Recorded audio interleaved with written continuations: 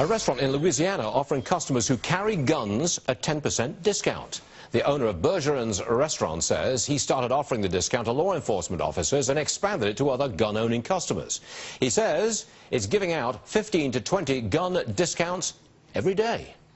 Now, we just saw a horrific act of violence last week when a Muslim extremist beheaded a co-worker. That worker was, the extremist was finally shot by an officer of the company with whom he used to work. Judge Napolitano is here. Judge, you say that if more people were armed, there would be less violence in the country. That's quite a statement, Judge. Well, can you back it up? Yeah, I'll do my best to back it up now. So, for the sake of this conversation, let's put aside the philosophical and the constitutional argument. Let's just argue the legal and the practical argument. This monster slaughtered one of his co-workers and was in the process of doing so to another.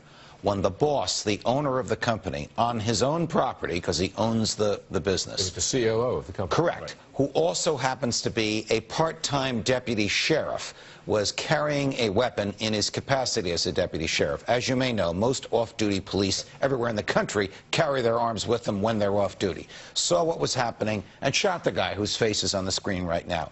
Had he not done so, it is entirely feasible that this monster would have continued to slaughter the second victim and might have gone on to a third. Okay. When I argue the phrase, more guns equals less crime, do you know what class of people overwhelmingly accept that argument? Tell me. The police.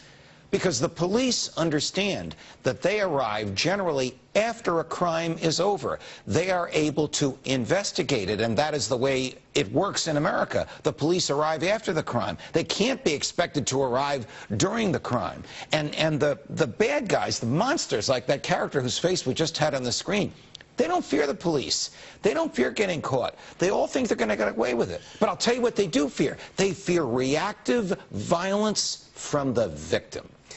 Well, and I know that your attitude and the way you were raised in a different society, even the police don't carry guns. No. Look, I'm firmly in favor of the right to bear arms in the American Constitution. I've got that. I mean, I'm very firmly in favor of that. However, if everybody's, or a lot more people are walking around with guns, you're going to have a traffic incident. That's an interesting argument. Shooting. You're going to put guns into the hand of people who are not trained in sort of dangerous situations that pop up all of a sudden. But if, for example, yesterday's event had occurred in Washington, D.C., the nation's capital, this guy would not have been able to carry that gun.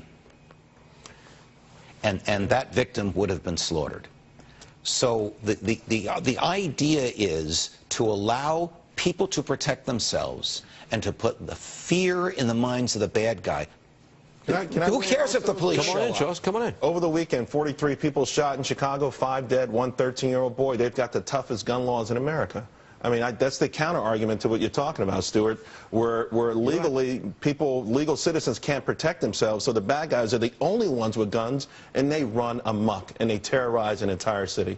There are several states in America, I don't know how many, where you have the right to carry. Yes. Full carry. Yes. Now, the state that you and I live in is much like Chicago and Washington, D.C. It is nearly impossible to carry a weapon in New Jersey outside of your own property. You can get a license to buy it, and you can get a license to carry it on your own property. But outside your property, like your place of business or your travel to your place of business, is nearly impossible because of this progressive attitude, lowercase p, that the government knows better how to protect us. And it doesn't, and the police will acknowledge this. They can't be everywhere. In states where you can carry, is there evidence that crime, violent crime, shooting crime is down? The evidence goes both ways.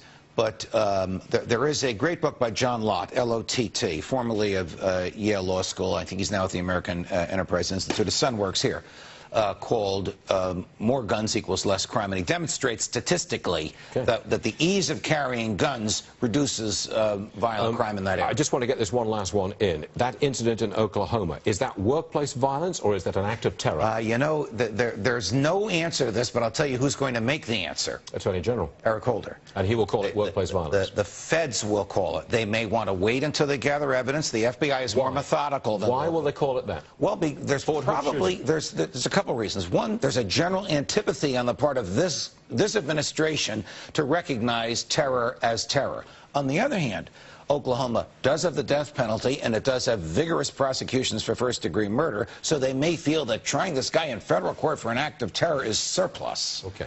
Judge, very interesting stuff. We appreciate you being here, as always.